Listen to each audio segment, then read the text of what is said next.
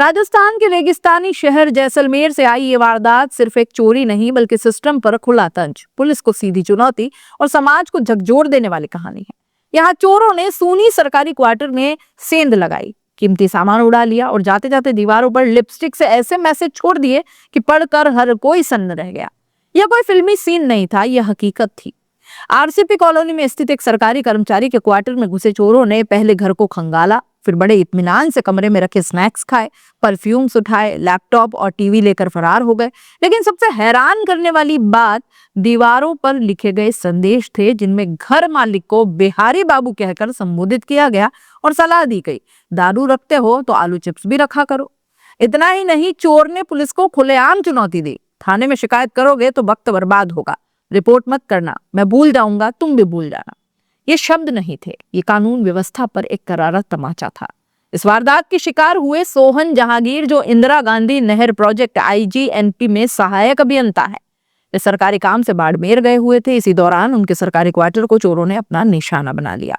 पड़ोसियों ने सुबह टूटे ताले देखे, सूचना दी और जब सोहन जहांगीर लौटे तो सामने था बिखरा पड़ा कमरा, खुली अलमारी, गायब इलेक्ट्रॉनिक सामान और दीवारों पर लिखी ये बेहुदा पंक्तियां। पीड़ित के मुताबिक मुख्य रूप से लैपटॉप और टीवी चोरी हुए हैं और इसके अलावा परफ्यूम्स जैसी छोटी छोटी चीजें भी गायब मिली। सोना चांदी जैसी महंगी वस्तुएं घर में थी ही नहीं, वरना शायद वो भी हाथ साफ कर जाते। इस केस को और अजीब बनाता है चोरों का बेखौफ अंदाज। घर में घुसने के बाद उन्होंने सिर्फ चोरी नहीं की, बल्कि कमरे में रखे स्नैक्स भी खाए, शायद पानी पिया, आराम से घूमे फिरे, क्रिएटिव राइटिंग भी की, लिपस्टिक से मैसेज लिख डाले। यानी डर नाम की चीज मानो खत्म हो चुकी थी। यह कोई जल्दबाजी में की गई चोरी नहीं लगती, बल्कि पूरी प्लानिंग और आत्मविश्वास के साथ अंजाम दी गई वारदात है। घटना की सूचना मिलते ही पुलिस मौके पर पहुंची, फिंगरप्रिंट्स जुटाए जा रहे हैं, आसपास के सीसीटीवी कैमरों की जांच हो रही है और शिकायत दर्ज कर ली गई है। मगर सवाल बड़ा है, जब चोर दीवार पर लिखकर जा रहा है कि रिपोर्ट मत करना, तो यह सिर्फ पीड़ित को नहीं, पूरे सिस्टम को भी चुनौती है।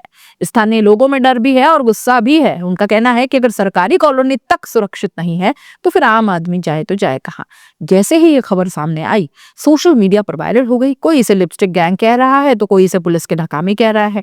मीम्स बन रहे हैं, लेकिन अंदर ही अंदर हर परिवार यही सोच रहा है कि कल मेरे घर में ऐसा हुआ तो। ये वारदात बताती है कि अपराधियों के हौसले किस कदर बुलंद हो रहे हैं।